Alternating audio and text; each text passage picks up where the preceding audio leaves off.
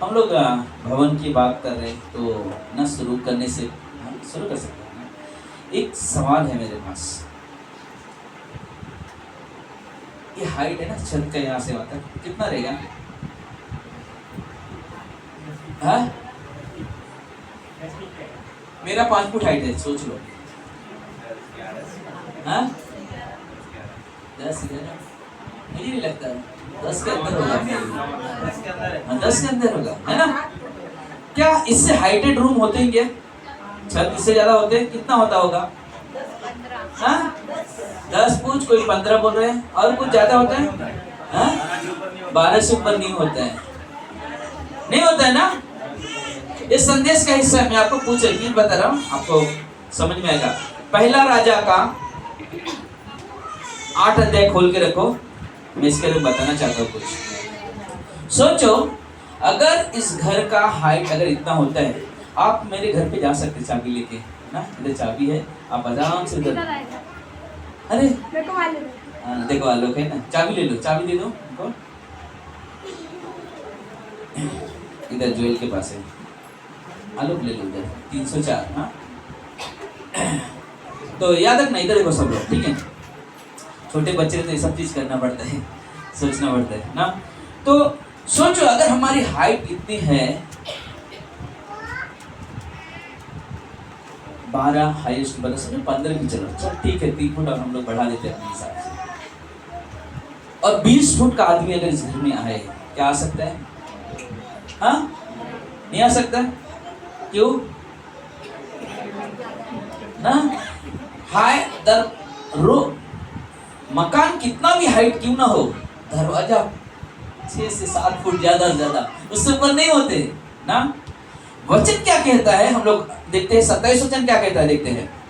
पहला राजा 8 अध्याय 27 क्या कहता है? क्या परमेश्वर सचमुच पृथ्वी पर वास करेगा? स्वर्ग में वरन सबसे ऊंचे स्वर्ग में भी तू नहीं समाता, फिर मेरे बनाए हुए इस भवन में कैसे समाएगा? हालेलुया।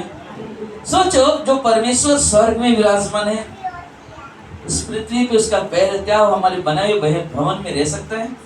नहीं रह सकता। लेकिन फिर भी परमेश्वर का वादा है, फिर भी परमेश्वर का वादा। मत्ती 18:20 क्या कहता है? जहां कहीं भी मेरे नाम से 2 और 3 इकट्ठे होते, वहां पे कौन होता है? परमेश्वर की उपस्थिति होती है। हालेलुया। बोले कि हमारे परमेश्वर के लिए यह मायने नहीं रखता कितना हाइट है ना, क्योंकि स्वर्ग उसका सिंहासन और पृथ्वी उसके चरणों की क्या है? चौकी है ना। सब जगह वो विराजमान है, सब जगह विराजमान है। और उसके लिए कुछ खास ना, कि ये नहीं कि ना हम उसके इतना हाइट बनाएंगे तो ही परमेश्वर आएगा, नहीं। परमेश्वर को एक सभा में आमंत्रित करने के लिए हमारे हृदय की जरूरत है। किसकी जरूरत है?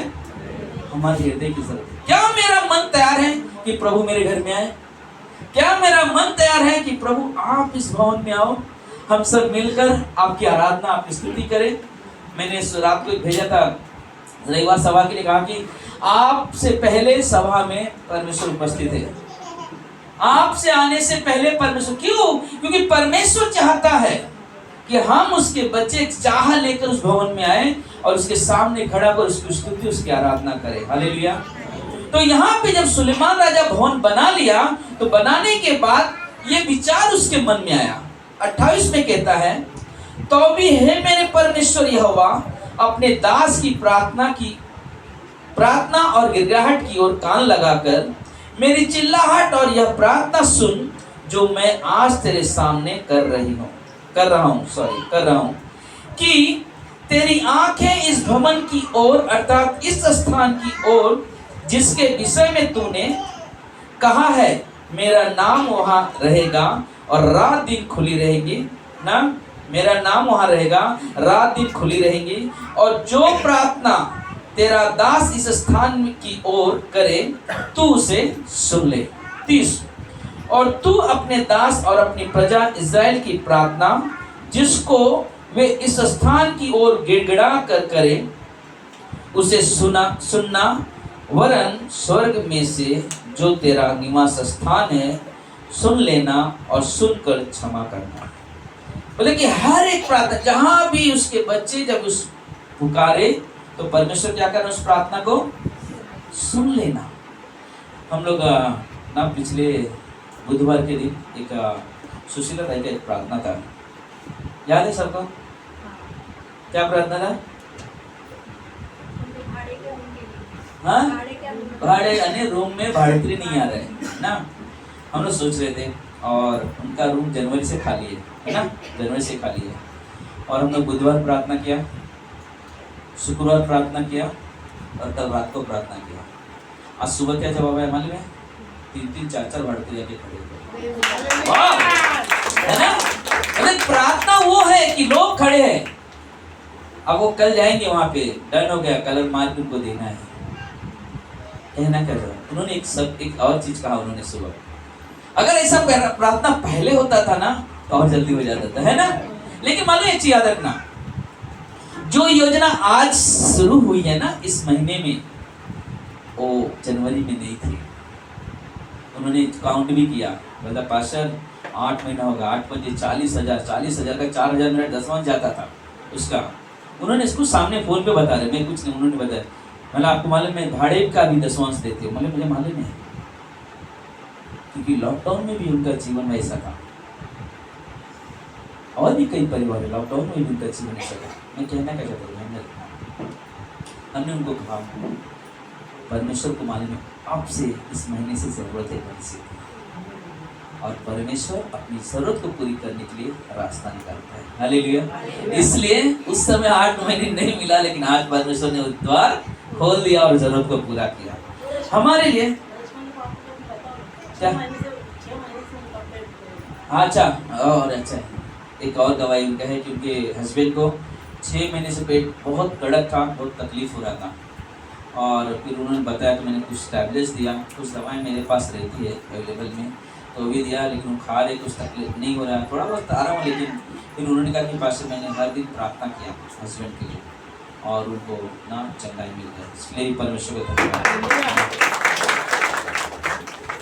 और एक चीज़ हम सोचे ना, तो बोलते कि परमेश्वर एक ही चीज़ है, परमेश्वर ना प्रार्थना को क्या करता है, सुनता है ना, सुनता है। 33 में जाएंगे हम लोग, 33 वचन में जाएंगे। कोई पढ़ेंगे तो थोड़ा मुझे सपोर्ट मिल जाएगा। 33 से 35 तक। फिर जब तेरी प्रजा इस्राएल तेरे विरुद्ध पाप करने के कारण अपने शत्रुओं से हार जाए और तेरी ओर फिर कर तेरा नाम ले और इस भवन में तुझसे गिड़गिड़ाहट के साथ प्रार्थना करे, तब तू स्वर्ग में से सुनकर अपनी प्रजा इस्राएल का पाप क्षमा करना और उन्हें इस देश में लौटा ले आना जो तूने उनके पुरखाओं को दिया था। जब ये तेरे विरुद्ध पाप करे और इस कारण आकाश बंद हो जाए कि वर्षा न हो, ऐसे समय यदि वे इस स्थान की ओर प्रार्थना करके तेरे नाम को माने, तब तू उन्हें दुख देता है और अपने पाप से फिरे तो तू स्वर्ग में से सुनकर क्षमा करना ना। यहाँ पे क्या लिखा हुआ है पता नहीं, जब तेरी प्रजा कुछ गलत करता है तो परमेश्वर तो उनकी ताड़ना भी करता है, लेकिन जब अपने पाप से फिरते हैं तो उन्हें क्या करता है, क्षमा करता है ना, क्षमा करता है। बोले कि परमेश्वर का भवन ऐसा स्थान है, हमने क्लास में कहा था, शब्द शायद मुझे याद नहीं, बोले कि ना कि आज में कहा कि कल कहा, बोले कि ना अगर हम किसी धर्म को अपनाएंगे, याद रखना सब लोग ध्यान रखना, अगर हम किसी धर्म को अपनाएंगे, जैसे कि अगर मैं मुस्लिम धर्म को अपनाता हूँ, हिंदू धर्म को अपनाता हूँ, क्रिश्चियन धर्म को सिख धर्म को अपनाता हूँ, तो मेरा धर्म तो बदल जाएगा लेकिन जीवन नहीं बदल सकता। जीवन बदलने के लिए मुझे किसी धर्म का सहारा नहीं, मुझे यीशु की सहारा की जरूरत पड़ेगी। हालेलुया। क्योंकि यीशु क्या करता है, जीवन बदलता है, उसमें परिवर्तन आता है। एक बुराई करने वाला बुराई की तरफ हावी नहीं होता है या उस बुराई में जीवन नहीं जीता है। क्यों? क्योंकि उसके अंदर यीशु मसीह वास करते हैं और वो क्या करते हैं, उसके जीवन को नया बना देते हैं। बोले कि परमेश्वर का काम, बोले कि हम जब परमेश्वर के पास आते हैं ना, कि हम बहुत बेकार इंसान हैं, बहुत बुरे, जब परमेश्वर के पास आते हैं तो परमेश्वर क्या करता है, हमें एक नया व्यक्ति बनाता है, हमें एक नया व्यक्ति बनाता है ना। जैसे कि जक्कई अपने एरिया का सबसे बेकार व्यक्ति था, लोग उससे बोलते थे बहुत दुष्ट व्यक्ति है, कि वो चुंगी लेता है, लोगों से जबरदस्ती पैसा वसूल करता है। लेकिन एक समय आया जब यीशु मसीह उसके घर में आए, जब यीशु मसीह उसके घर में आए, उसका नाम उस वक्त भी जक्कई था जब यीशु मसीह ने उसे बुलाया। जब यीशु मसीह उस घर में गए, उससे बातें की और उसका जीवन बदला। उसने जो भी पैसा किसी का बेईमानी करके लिया था या चुंगी करके जबरदस्ती वसूल किया था, उसको डबल ट्रिपल करके क्या कर दिया, वापस कर दिया। क्यों? कि उसका धर्म नहीं, उसका जीवन बदल गया, जीवन बदल गया। अगर सोचो हमने धर्म बदल लिया लेकिन हमारा स्वभाव वही है, हमारा रहन सहन में से, क्या फायदा होगा धर्म बदल ना। मैं बोलूंगा मैं क्रिश्चियन बन गया ना, रियली 3 नंबर में चर्च है या और कहीं भी चर्च में जहाँ कैप्टिस है, वो धर्म है, आप अपना सकते हो। लेकिन मैं एक चीज कहता हूँ, वहां पे आपका जीवन नहीं बदल सकता, क्योंकि वहां पे जीवित परमेश्वर उपस्थित नहीं रहता है। पहला चीज, जीवित परमेश्वर की उपस्थिति के लिए एक ऐसी मंडली की जरूरत है जहाँ पे किसी की भी प्रतिमा नहीं होती और वहाँ पे आराधना स्तुति होती है। हालेलुया। क्योंकि हमारा परमेश्वर जीवित परमेश्वर है, जिसकी हम उपासना करते हैं, जिसकी हम जय जयकार करते हैं, और वो परमेश्वर महान परमेश्वर है जो इस तरह से काम करता है ना। 38 में कहता है, तब यदि कोई मनुष्य या तेरी प्रजा इज़राइल अपने अपने मन का दुख जान ले और गिड़गिड़ाहट के साथ प्रार्थना करे, अपने हाथ इस भवन की ओर फैलाए। जो व्यक्ति या उसे मालूम पड़ जाए उसके बाद जो दुख है, उसके बाद जो परेशानी है, बोले अगर परमेश्वर की ओर फिर कर अगर उससे प्रार्थना करती है। 42 में क्या कहता है, 42 से 45 तक पढ़ेंगे हम करवाई। वह तो तेरे बड़े नाम और बलवंत हाथ और बढ़ाई हुई भुजा का समाचार पाए, इसलिए जब ऐसा कोई आकर इस भवन की ओर प्रार्थना करे, तब तू अपने स्वर्गीय निवास स्थान में से सुन, और जिस बात के लिए ऐसा परदेशी तुझे पुकारे उसी के अनुसार व्यवहार करना, जिससे पृथ्वी के सब देशों के लोग तेरा नाम जानकर तेरी प्रजा इस्राएल के समान तेरा भय माने, और निश्चय जाने कि यह भवन जिसे मैंने बनाया है वह तेरा ही कहलाता है। जब तेरी प्रजा के लोग जहाँ कहीं तू उन्हें भेजे वहाँ अपने शत्रुओं से लड़ाई करने को निकल जाए, और इस नगर की ओर जिसे तूने चुना है और इस भवन की ओर जिसे मैंने तेरे नाम पर बनाया है, यहोवा से प्रार्थना करे, तब तू स्वर्ग में से उनकी प्रार्थना और गिड़गिड़ाहट सुनकर उनका न्याय कर ना। बोलते कि यहाँ पे हर बात यही चीज सुलेमान राजा लिखता है, क्या करता है, बस परमेश्वर भवन जो बनाया हो ना, यहाँ पे एक काम होनी चाहिए, कोई भी व्यक्ति किसी प्रकार का व्यक्ति क्यों ना हो, चाहे उसके अंदर पाप हो या किसी परिस्थिति से जूझता हुआ निराश हो या किसी चाह के लिए जरूरत आने की, उसको चंगाई की जरूरत हो या किसी को संतान की जरूरत हो, तो परमेश्वर जब भी वो व्यक्ति तेरी ओर आए ना, तो तू उनकी तरफ क्या करना, अपने कान लगाना और उनकी प्रार्थनाओं को सुनना ना, सुनना।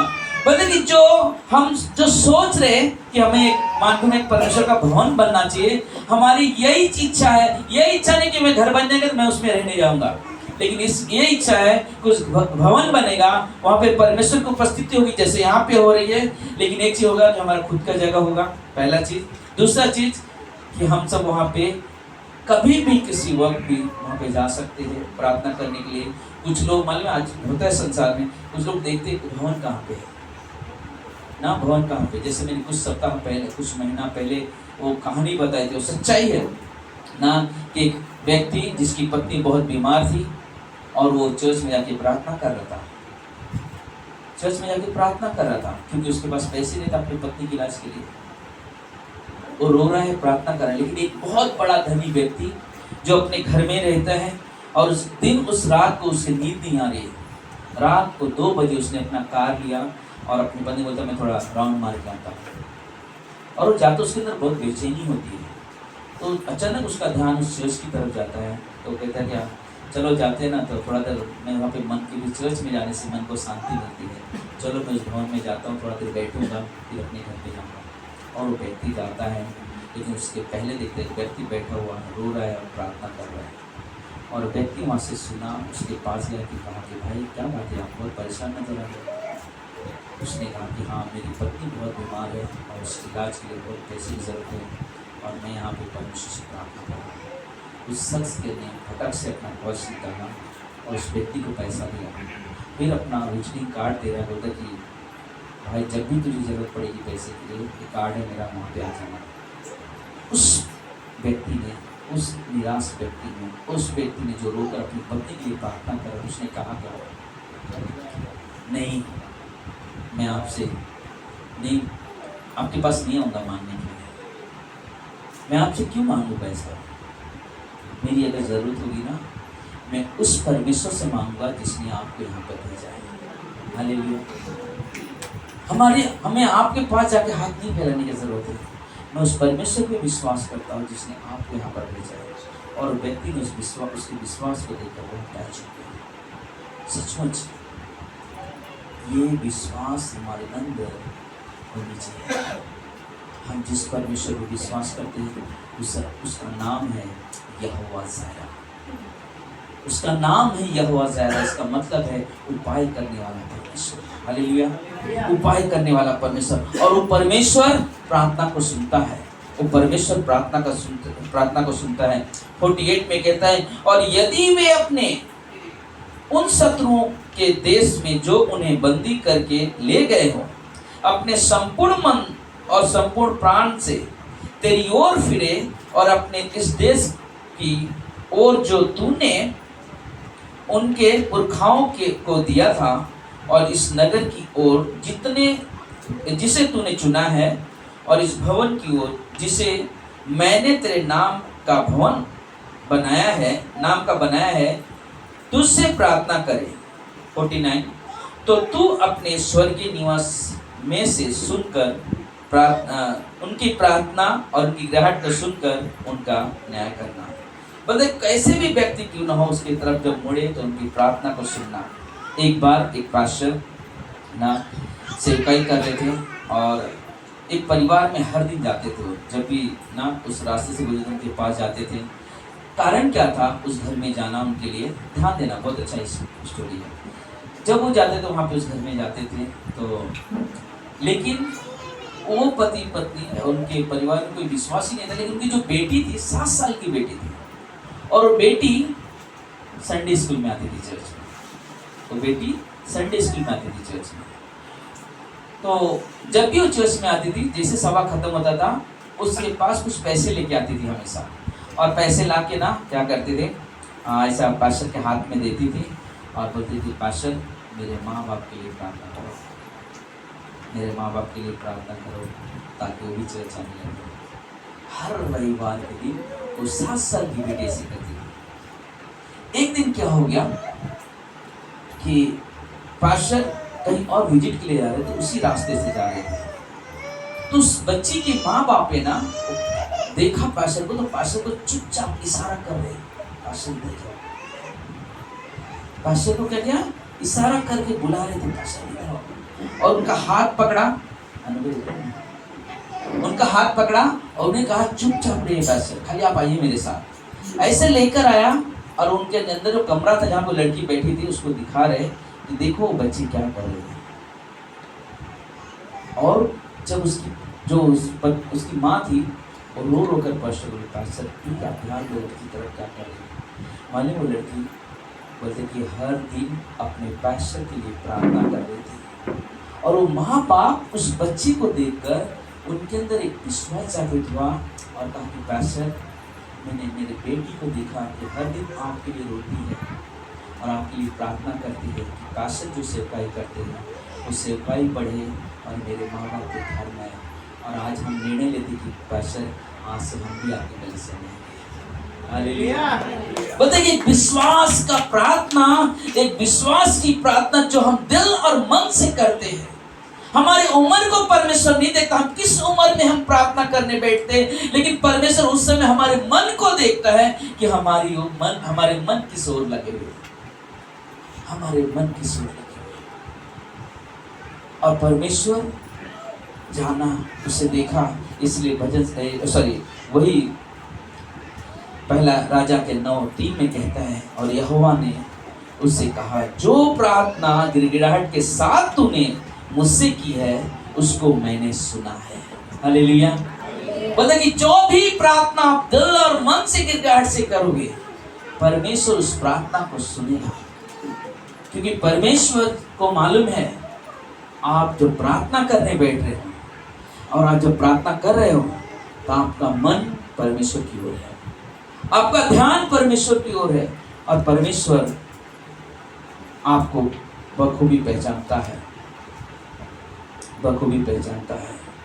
इसलिए हमारे लिए जरूरी है कि हम परमेश्वर के साथ चले, हम परमेश्वर के साथ विचार करें। भजन संहिता 34:17 में कहता है, 17 में, धर्मी दुहाई देता है और यहोवा सुनता है और उनको सब विपत्तियों से छुड़ाता है। हालेलुया। धर्मी दुहाई देता है और परमेश्वर सुनता है, धर्मी दुहाई देता है, परमेश्वर सुनता है।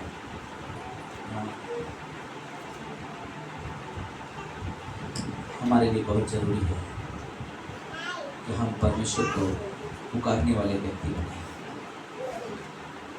हम परमेश्वर को पुकारने वाले व्यक्ति बने, क्योंकि परमेश्वर का ध्यान हमारी ओर है,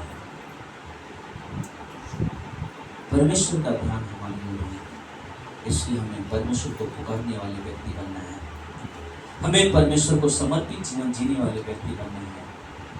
परमेश्वर आपसे प्रेम करते हैं, परमेश्वर मुझसे प्रेम करते हैं, परमेश्वर आपके बच्चों से प्रेम करते हैं, परमेश्वर आपके बारे में सोचते हैं, आपके बारे में विचार करते हैं, आपके बारे में बहुत बड़ी कल्पना करके रखी। कल्पना का मतलब होता है आपके बारे में बहुत बड़ा योजना बना के रखा है परमेश्वर।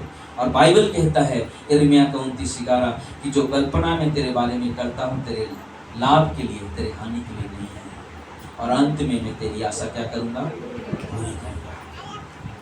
परमेश्वर की योजना हमारे लिए है, परमेश्वर की योजना आपके लिए है कि हम परमेश्वर की योजना में बैठे ना। परमेश्वर, आप कुम्हार को देखा, बर्तन बनाने वाले को क्या करता है, वो चाक पे मिट्टी को रखता है ना, और उसको क्या करता है, चाक को घुमाता है और उसके हाथ से आकर क्या मिट्टी बोलता है, कुम्हार तू मुझे मटका मत बना, कुम्हार तू मुझे दिया मत बना, कुम्हार तू मुझे प्याला मत बना, या मुझे सुराही मत बना। नहीं, किसके हाथ में है मिट्टी, कुम्हार के हाथ में है, और कुम्हार को मालूम है इस मिट्टी से मुझे क्या बनाना है। हम सब उस परमेश्वर की रचना है, हम सबको परमेश्वर ने अपने हाथों से रचा है, और परमेश्वर को मालूम है आपके जीवन को किस जगह पे इस्तेमाल करना है। हमारा काम है, क्या हम तैयार हैं कि परमेश्वर मुझे इस जगह पे फिट बैठा, हाँ, मैं मिट्टी हूँ तू है कुमार, मुझको उठा, मुझको बना। अपनी मर्जी पे चलता रहा लेकिन तुझको कभी भी अपना ना कहा, लेकिन प्रभु आज से मैं क्या करता हूँ, तेरी क्रूस को ले चलता हूँ। आज एक निर्णय का समय है, आज एक चुनाव का समय है कि क्यों ना हम परमेश्वर के साथ वो रिश्ता बनाए जो सदा उसके साथ चले।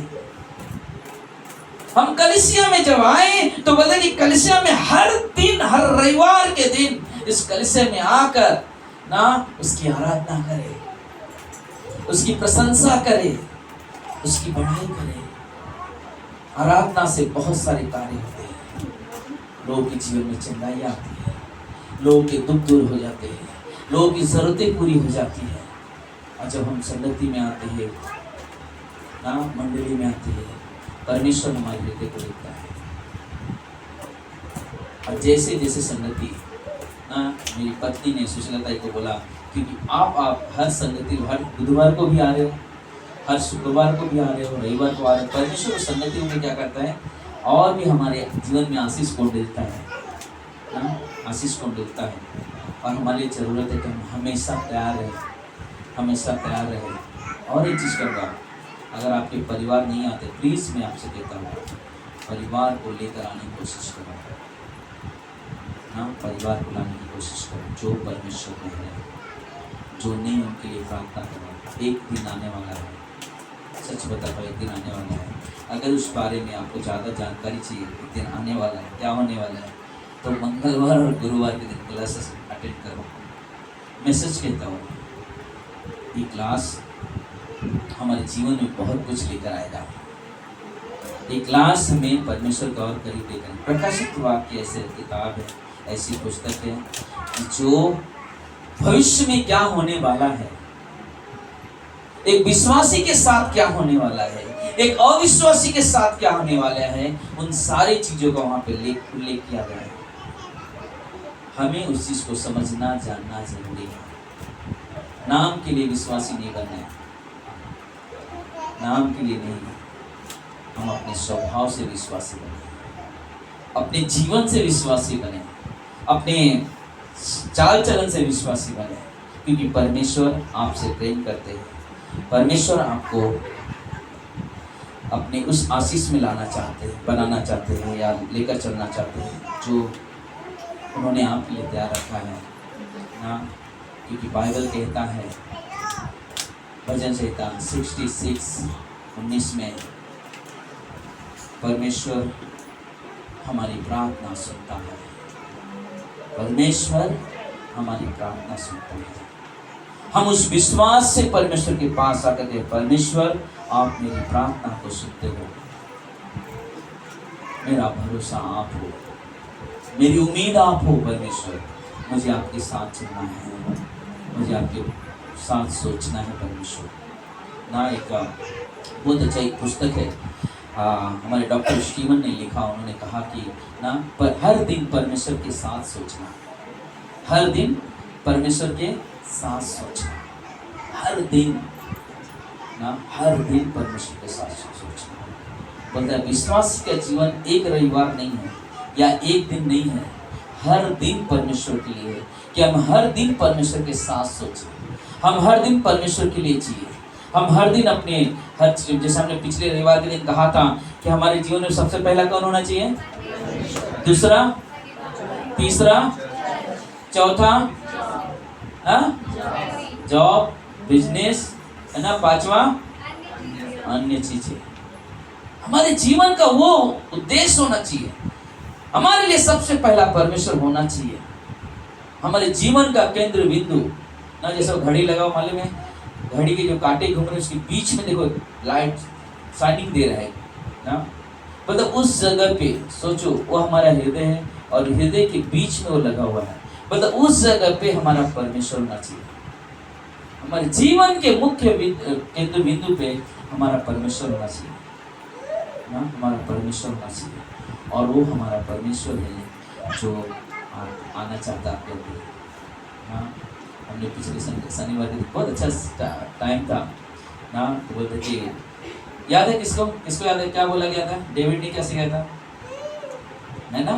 बोलते कि मालूम एक पिक्चर हमेशा लोग देखते हैं कि यीशु मसीह ऐसे दरवाजे पे ना खड़ा हुआ है ना, खड़ा हुआ ऐसा ऐसा खड़ा हुआ है, लेकिन आप ये नहीं देखा होगा कि वहाँ पे कड़ी नहीं रहता है ना, वहाँ पे कड़ी नहीं रहता है, क्योंकि उस कड़ी वाले में अंदर से होता है। बोले यीशु मसीह खड़ा है वहाँ पे, बोलते कि ठोक रहे, कौन खोलेगा, यीशु मसीह, कौन खोलेगा, हमको खोलना है। जब हम खोलेंगे परमेश्वर हमारे दिल में है, हमें दरवाजा खोलने के लिए तैयार होना है, हमें इस दरवाजे को खोलने के लिए तैयार होना है। आपका जीवन बहुत कीमती है, हर व्यक्ति का, एक का नहीं, एक का नहीं, हर व्यक्ति का जीवन बहुत कीमती है। और परमेश्वर आपके दिल में आना चाहते हैं, परमेश्वर आपके दिल में आना चाहते हैं। परमेश्वर आपको इस्तेमाल करना चाहते हैं ना, इस कलीसिया को और बढ़ाना चाहते हैं, इस कलीसिया में और भी बड़े काम करना चाहते हैं, क्योंकि परमेश्वर आपको पात्र बनाया है, परमेश्वर आपको बर्तन बनाया है जिसमें कुछ भरा जा सके ना, जिसमें कुछ भरा जा सके, जिसमें इस्तेमाल किया जा सके। परमेश्वर आपके जीवन को इस्तेमाल करना चाहता है, परमेश्वर आपके जीवन को इस्तेमाल करना चाहता है। अपने जीवन को छोटा मत समझिए, अपने जीवन को पकड़ के मत रखो।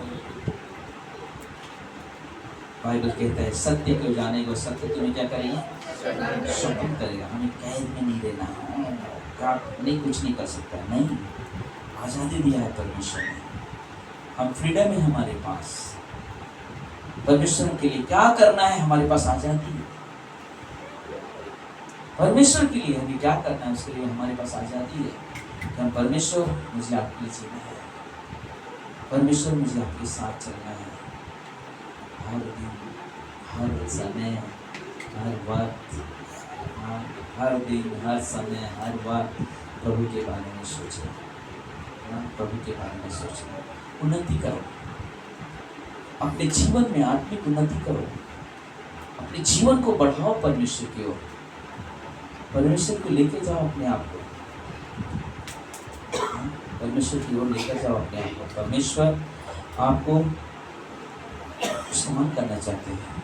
हम लोग प्रार्थना करेंगे क्योंकि परमेश्वर आपसे बहुत प्रेम करते हैं, परमेश्वर आपसे बहुत प्रेम करते हैं, आपके जीवन से परमेश्वर कुछ चाहते हैं। कितने लोग हैं जो परमेश्वर के लिए कुछ करना चाहते हैं, ये नहीं बताना कि ये करना है। कितने लोग चाहते हैं कि मैं परमेश्वर के लिए कुछ करना चाहता हूँ।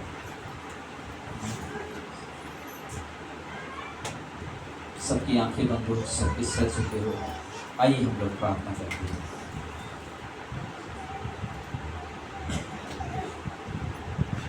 हे मेरे पिता, मेरे परमेश्वर, आज परमेश्वर हम सब तेरे पास आए हैं। आज हम सब उस भवन में आए हैं जहाँ पे तू विराजमान होता है। हम उस भवन में आए हैं जहाँ पे तू हमारी प्रार्थनाओं को सुनता है। हम उस भवन में आए हैं जहाँ से हम पर दया होती है। हम उस भवन में आते हैं और आए हैं कि प्रभु जहाँ पे तेरी करुणा हर सुबह नहीं होती है। हे मेरे पिता, हमें दया करो, हमें दया करो। अगर कोई यहाँ पर पहली बार आया है या पहले भी आ चुका लेकिन अभी तक अपने जीवन को पूरी तरह से समर्पित नहीं किया है, परमेश्वर आपके जीवन में आना चाहते हैं।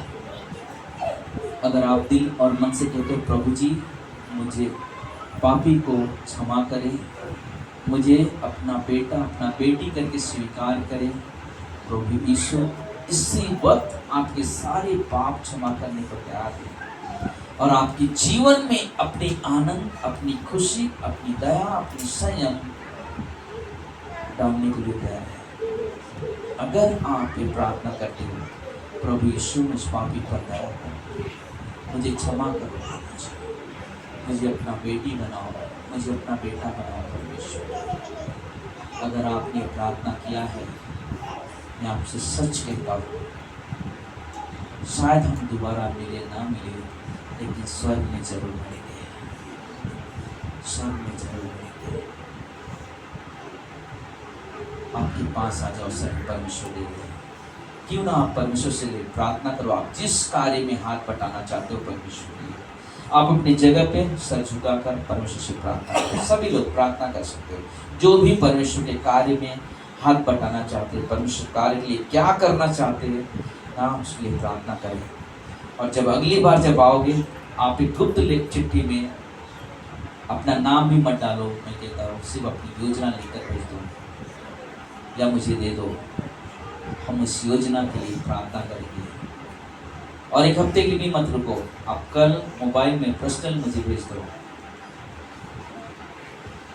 ताकि हम हर दिन आपकी इस योजना के लिए प्रार्थना करें, ताकि हम सब मिलकर प्रभु में आनंद मनाएं। हालेलुया। ऐसा परमेश्वर प्रार्थना करें इस वक्त अपने जीवन के लिए कि आप परमेश्वर के किस कार्य में इस्तेमाल होना चाहते हो, आप परमेश्वर के लिए क्या करना चाहते हो। प्रार्थना करो सभी लोग। परमेश्वर थैंक यू जीसस। सभी लोग प्रार्थना कर सकते हैं अपने व्यक्ति के जीवन के लिए।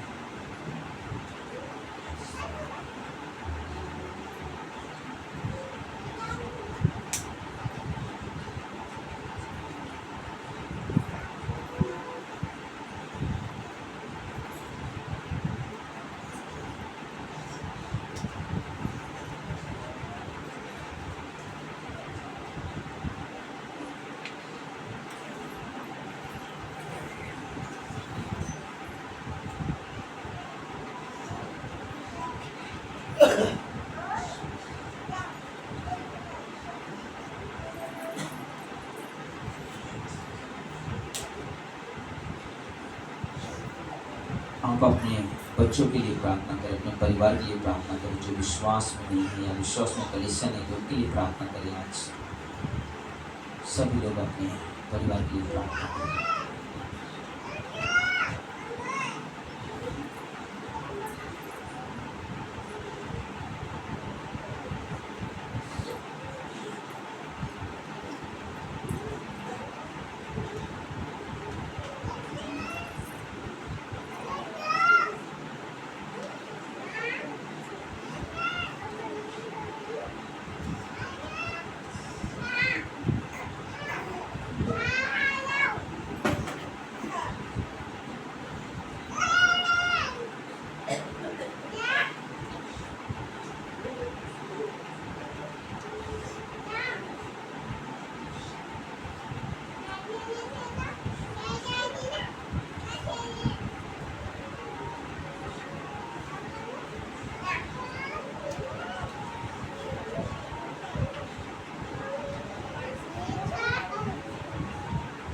आप अपनी नौकरी के लिए प्रार्थना कर सकते हैं, अपने बिजनेस के लिए प्रार्थना कर सकते हैं कि परमेश्वर उसमें और भी अपनी आशीष दे ले, और भी परमेश्वर बरकत दे। परमेश्वर से प्रार्थना कर सकते हैं।